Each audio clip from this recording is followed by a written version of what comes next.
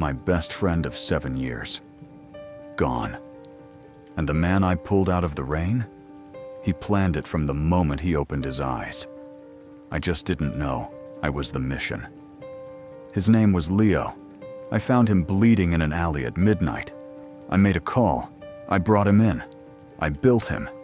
And while I was doing all of that, he was already 10 steps ahead of me. This is the story of how I got played. By two people I never should have trusted. And the one thing they never planned for. 3 months earlier, the night everything started. They planned it, every single detail, and I helped them. Leo, Ryan, gone. And everything inside my safe, gone too. No mess, no panic, no mistakes. Just clean. The kind of clean that takes months to prepare. The kind of clean that requires patience. The kind of clean that requires someone who already knew the layout of your life long before they ever decided to take from it. I stood there, staring at the empty shelf, already knowing what it meant, already feeling the weight of every single decision I had made in the last 3 months, stacking up behind me like evidence. I let him get close. I watched it happen, and I did nothing. But here's what I need you to understand before we go back to the beginning. I'm not someone who gets played. I don't trust easily. I don't let people close without reason. I don't make decisions based on feeling. I built everything I have on the ability to read people correctly. And Leo walked straight through every single wall I had, not because he was lucky. Because someone who knew me very well had built him specifically for that purpose. 3 months earlier, the night I should have kept walking. Past midnight, rain everywhere. I saw him in the alley, face down, still. One arm stretched out at a wrong angle. My first instinct was the right one, not my problem. So I kept walking. 1 step, 2, 5. I counted them deliberately, focused on my own footsteps on wet pavement. Told myself someone else would find him. Told myself whoever put him there probably had a reason. Then his hand moved. Just a small twitch. Barely anything. But it stopped me cold. I turned back, crouched down. 2 fingers to his neck. Pulse strong. Steady. The wound on his shoulder. Not from a fall. Too clean. Too deliberate. Someone had done this carefully. A message, not a kill. I should have stood up and walked away right there. Instead, I made the call. Marcus, alley behind 3rd. Bring the car. Pick us up now. That decision cost me everything, and I'd probably make it again. He woke up in my place around 3 a.m. No panic, no confusion, no questions spilling out before he even knew where he was. He opened his eyes slowly, took in the ceiling, the walls, the chair I was sitting in across the room. Then he looked at me, calm, direct, like waking up in a stranger's apartment after being left for dead in an alley was something he had already processed and filed away. "You found me," he said. "Not where am I, not who are you. You found me." Like he expected it. Like some part of the plan required it. I didn't know that yet. "What's your name?" I asked. "Leo." "That it?" He nodded once. No last name. No explanation. No gratitude, and no performance of gratitude. Just accepted the situation the way you accept weather. I didn't push. That was my first mistake. 4 days later, he was back on his feet. He came to me in the morning, walked into my office without being invited, sat down across from me like we had been having this meeting for years. "I want to work," he said. Not "I need work." Not "do you have anything for me?" "I want to work." Like it was already decided. I tested him anyway. I always test. "Can you follow instructions?" "Yes." "Keep quiet when it matters?" "Yes." "If I give you an order you don't understand, what do you do?" He paused. The pause of someone choosing which version of the answer to give. "I do it first," he said. Ask later. That answer should have made me think twice. It didn't. I hired him. Ryan thought it was funny. "Since when do you pick people up off the street?" he said, leaning back in his chair with that grin. The one that made you feel like the two of you were sharing a joke, even when you weren't in on it. Yet, Ryan had always been the easy one, loud in the right ways, friendly without it feeling performed, the kind of person who walked into a room and made it lighter without trying. Where I stayed, guarded, he moved through the world with his hands open. It was why I trusted him. It was also exactly what Leo needed him to be. "He's useful," I said. Ryan looked over at Leo, standing across the room, saying nothing, noticing everything. "Could be," he said. The grin still there, but something behind his eyes had shifted. "Or he could be trouble." Then he shrugged. Let it go. The way Ryan always let things go when he decided I'd already made up my mind. If you trust him, I trust him. I believed that completely. The first time they met properly, Ryan went straight up to him with his hand out. "Friend of Alex is a friend of mine." Leo shook it. "Good to meet you." 2 sentences. Easy. Normal. Nothing I could point to afterward and say, "There. That's where it started." Now, I think that was the point. Leo learned fast. Not just fast. Wrong fast. The kind of fast that doesn't make sense unless someone either already knows things they shouldn't, or they're paying a quality of attention that most people simply aren't capable of. Within weeks, he was catching details that slipped past people who had been with me for years, remembering exact words from conversations that happened once, briefly, in passing, connecting things that had no obvious connection. Darius pulled me aside about it. Darius doesn't pull people aside for small things. "He doesn't need watching," he said. "He's already watching everything." He wasn't saying it as a compliment. I heard it as one. So I gave Leo more responsibility, more access, more trust. I told myself it was efficiency. The truth, and I can see it clearly from here, is that I stopped asking whether he had earned each new level of access. There's a point you cross with someone where trust becomes assumption, where you stop checking because they've never given you a reason to. Leo never gave me a reason. That was deliberate. The signs were there. He remembered everything. Conversations from weeks earlier. Names I'd mentioned once in passing. Layouts. Schedules. Patterns in how I worked that I'd never described out loud. His calm never slipped. Not once. Not under pressure. Not when things moved fast. Not when I tested him without telling him I was testing him. And Ryan started paying a different kind of attention to him. Not hostile. Harder to name than that. More like study. I asked about it once. "He's hard to read," Ryan said.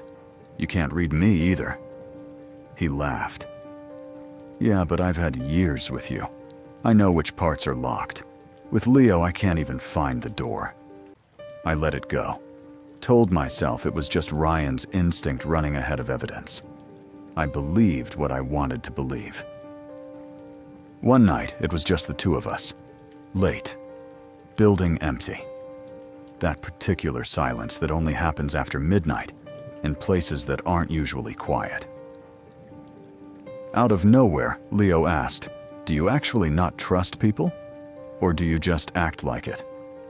I stopped what I was doing. Looked at him. He wasn't being provocative. Wasn't smiling. Just watching me with that same steadiness he brought to everything. "Why?" I said. "Because people like you already know who they trust," he said. "You've known for a while. You just don't say it." I held that for a second, then said nothing. Told him to get some rest and walked away. Told myself it was an interesting question and filed it under interesting and moved on. I should have stayed in that moment longer.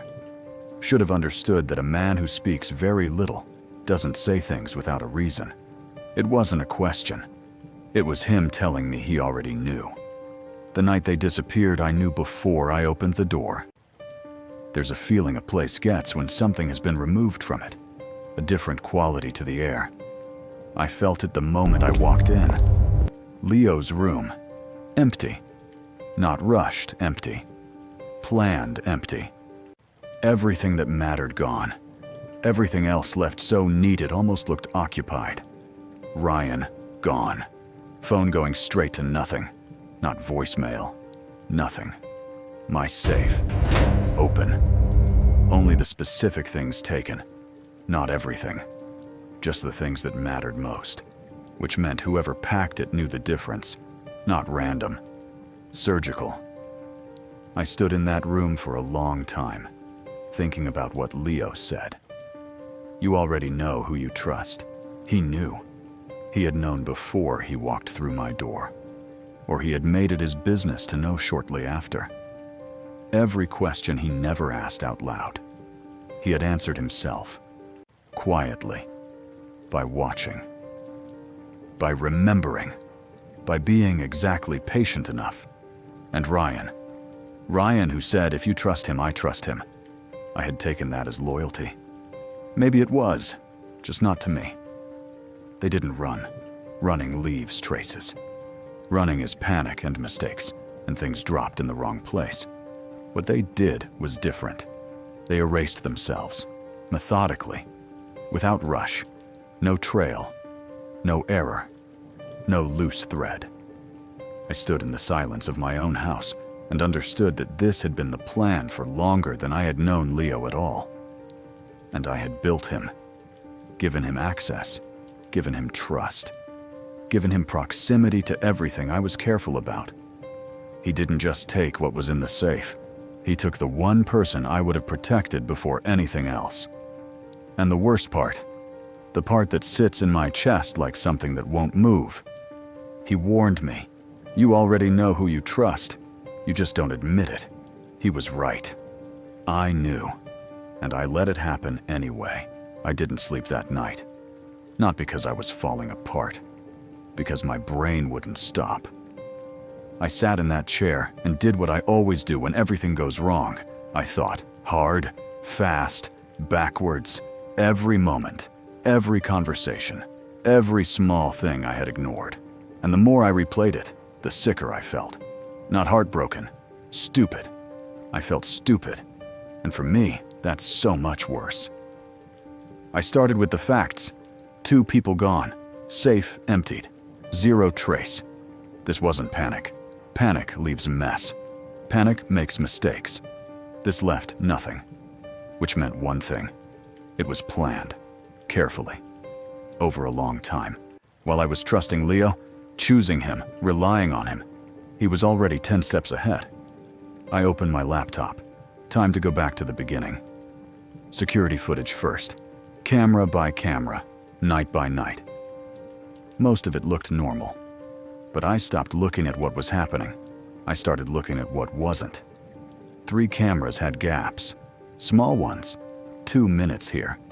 4 minutes there. Easy to miss if you're not suspicious. I was suspicious now. Those weren't glitches. Someone edited that footage deliberately. Someone who knew the system well enough to do it without triggering a single alert. I pulled the access logs. Leo's keycard. Server room. 11 days ago. 2 a.m. No reason to be anywhere near it. I stared at that line. 11 days ago he was still here. Still nodding at me in hallways. Still standing quietly in the corner of meetings with that calm, unreadable face. And at 2 a.m., he was in my server room. What were you doing, Leo? I kept digging. Restricted files, accessed, then relocked so cleanly the system showed no breach. Supplier information, routes, contacts, taken slowly, carefully, small pieces at a time so nothing triggered an alarm. Like bleeding someone drop by drop, so they never feel it. I sat back. Leo didn't get close and make a bad choice. Leo came in knowing exactly what he was there for. That hit different. There's something about realizing someone was performing the entire time. Every memory reshuffles. Every conversation replays with a different meaning underneath it. The way he answered my 3 questions so perfectly. The way he never flinched, never slipped. The way he listened to everything, stored it, cataloged it, used it. I had looked at all of that and thought, impressive. He wasn't impressive. He was trained. I stood up, moved to the window. The city outside was still going. Lights on in distant buildings. A few cars on the wet road below. Nobody out there knew anything had changed. Just me. Standing in my own building at 2 a.m., rebuilding everything I thought I understood. I went back to the desk, because I wasn't done yet. I called Marcus at 2:47 a.m. He picked up on the second ring, already awake, which meant he already knew something was wrong. Marcus always knows before I tell him. It's one of the reasons I've kept him close for 6 years. Leo and Ryan, I said. Both gone. I need everything you can find. Silence for exactly 3 seconds. How bad? Bad enough that I'm calling you at 3 a.m. Give me 2 hours. He hung up. I stared at the phone for a moment. Then I did something I hadn't done yet. I went to Ryan's office. His desk was clean. Too clean. Ryan was never clean. He was organized in his own way. Stacks of paper that made sense only to him. Coffee cups he forgot to throw away. A jacket always hanging off the back of his chair. The jacket was gone. The desk was cleared. Not hurriedly. Deliberately. Like he'd been preparing this exit for a long time and had gotten very good at making it look like nothing. I opened his drawers. Empty. Not recently emptied. The kind of empty that comes from removing things gradually. One small thing at a time. Over weeks. He had been preparing this for weeks. I stood in his office and thought about every conversation we'd had in this room. Every time he'd leaned back in that chair and laughed and made me feel like everything was manageable. Every time he'd said the right thing at exactly the right moment. Not because he knew me, because he'd studied me. I walked out and closed the door behind me. Back at my desk, Ryan's movement logs, access history, communication records, small things at first. Ryan in the East Corridor the same night as one of those camera gaps. Ryan accessing a contact list with no connection to anything he was working on. Then I found it. 6 weeks ago, Ryan had suggested I move a particular meeting, casually, over coffee. Push it to Thursday, more people can make it. I had agreed without thinking. That meeting, if it had gone ahead as planned, would have had me in the building the exact night Leo accessed the server room. Ryan moved me out of the way. Friendly, easy, over coffee. I pressed both hands flat on the desk. Ryan wasn't just aware of this. Ryan was in it. I kept going. 6 months of Ryan's history. Every access point, every movement, every communication through the internal system. The more I pulled, the worse it got. 13 months ago, Ryan had flagged a potential security gap in our East Corridor system. Recommended a specific upgrade. I had approved it without question, because Ryan handled that side of things, and he always handled it well. The upgrade he recommended was the exact system Leo had exploited. Ryan hadn't just participated in this operation. Ryan had built the infrastructure for it over a year ago. A year. I sat with that. A year before Leo ever appeared in that alley. Ryan was already laying groundwork, which meant this wasn't a decision Ryan made recently. This was something he had been planning since before I had any reason to suspect anything at all. I thought about his face, that easy smile, the way he always seemed genuinely glad to see me. 7 years, the whole time. I went further back, all the way to the beginning, to the alley, the rain. Leo face down on the ground. I had always thought of that as chance. Wrong place, right instinct. A moment where something human in me won out. Now I sat with it differently. That alley wasn't a route I used often. I took it that night because of a road closure, a last-minute reroute that Marcus called in on the radio, on a channel Ryan had access to. I checked the log. Ryan had been online. He'd seen it. The chance meeting wasn't chance. Ryan knew where I'd be. He knew the route. And Leo had been placed in that alley at exactly the right time. Beaten just enough to look like he needed saving. Cut clean. Pulse steady. Not a victim. Bait. And I had walked straight up and taken it.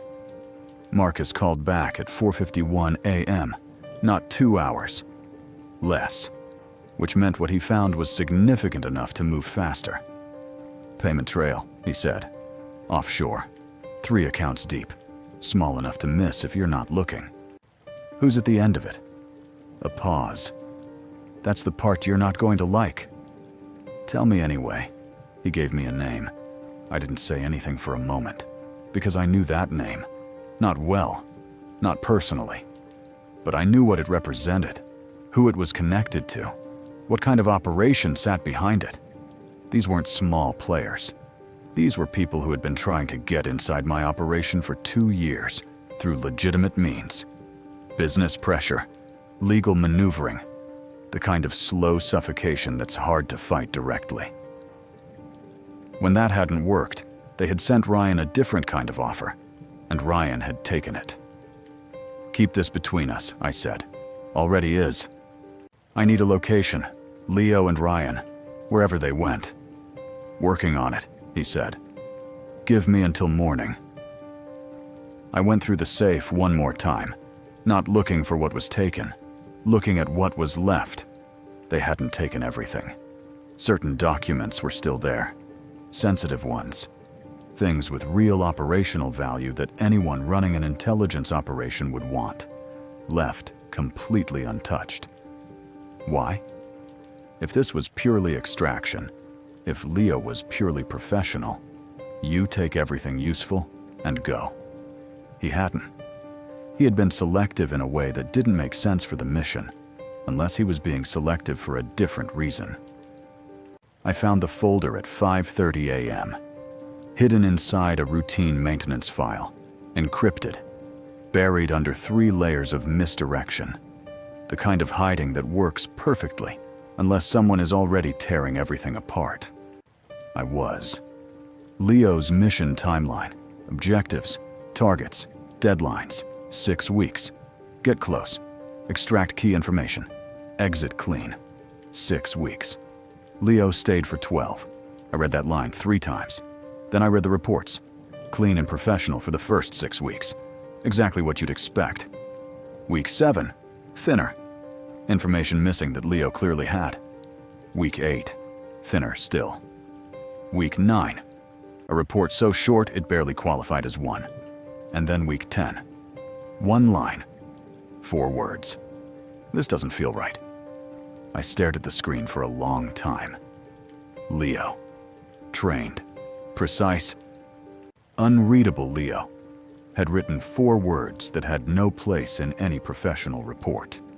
Not an analysis. Not a strategic concern.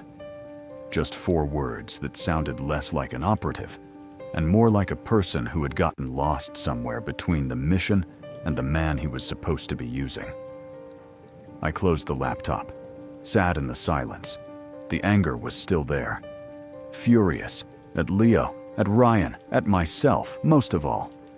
But underneath the fury, one question I couldn't shake loose. If this was always just a job, why didn't he leave at week 6?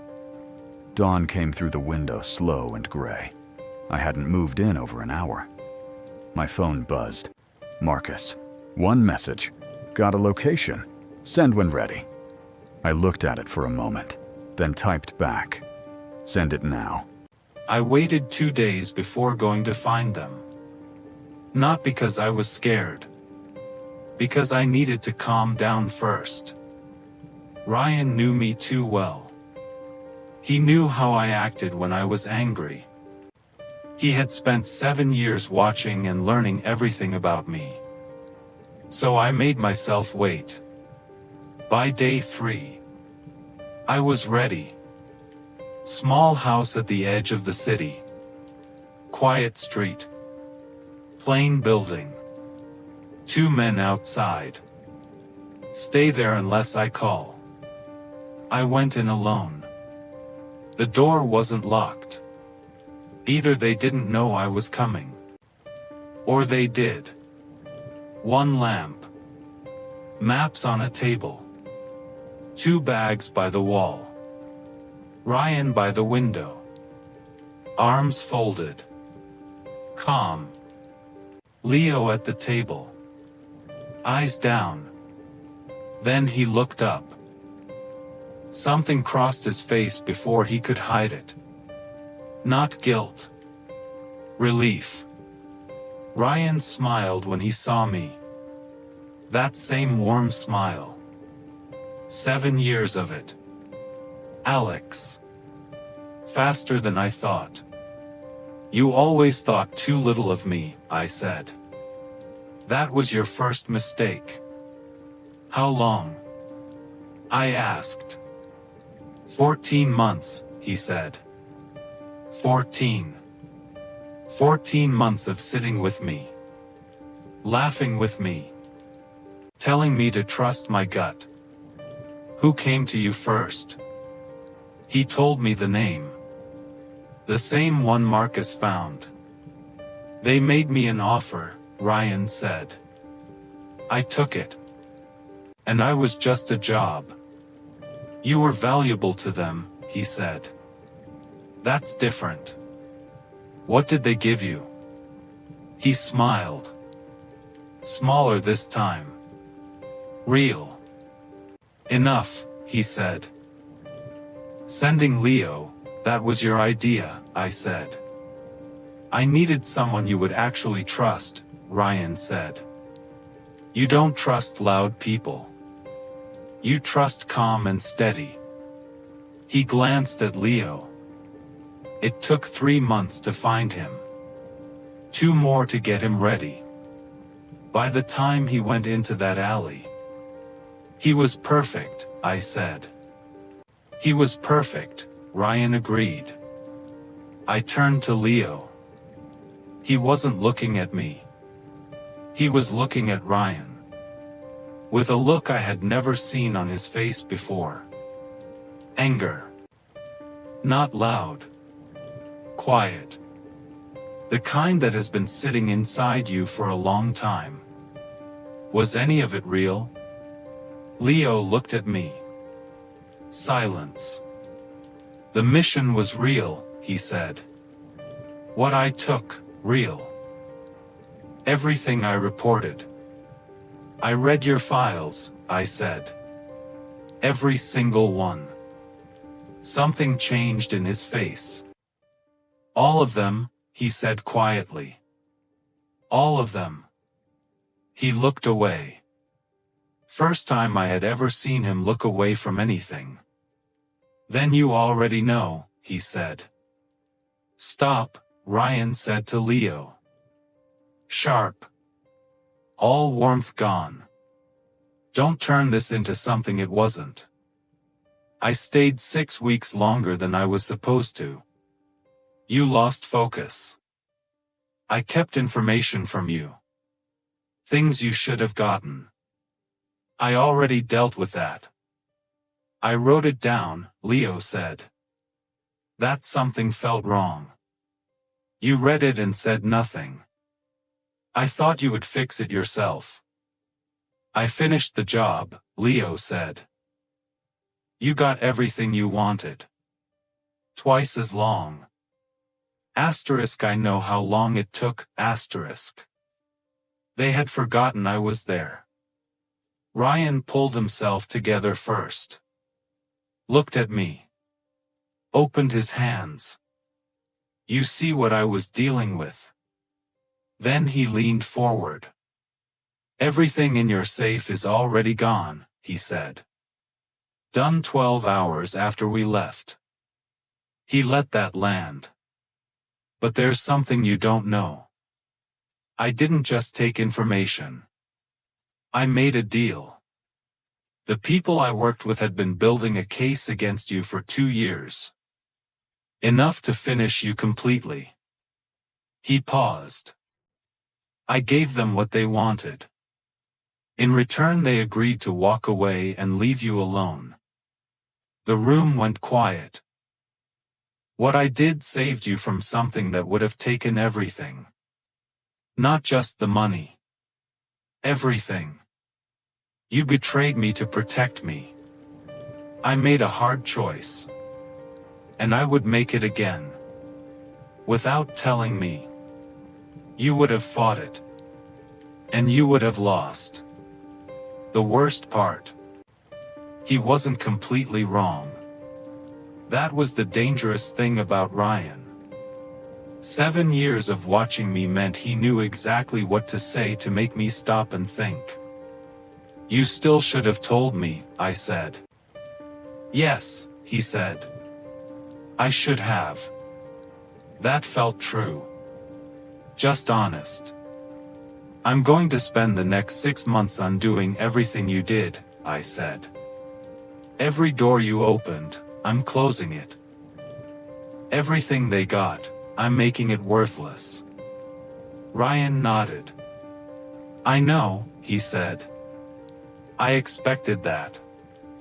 And when I'm done, I'm coming to find you. Not today. But I'm coming. Something changed in his face. Not fear. Respect. I looked at Leo. You knew about the deal? Week 8, he said. I stayed trying to find a way to warn you without making everything worse. Was there a way? No. I tried every option. But you kept information back. Everything I could, he said. The things that would have hurt you most, I kept finding reasons not to include them. Ryan noticed. We argued about it 3 times. I looked at Ryan. He shrugged. Confirming it. You argued with the person running you, I said to Leo. Over me. He said nothing. He didn't have to. Ryan stood up. We need to go, he told Leo. Both bags. Now. Leo didn't move. Asterisk Leo, asterisk. Nothing. Whatever you think you're feeling, it isn't real, Ryan said. You were undercover for 12 weeks. You know what that does to people. You keep saying that, Leo said. Because it's true.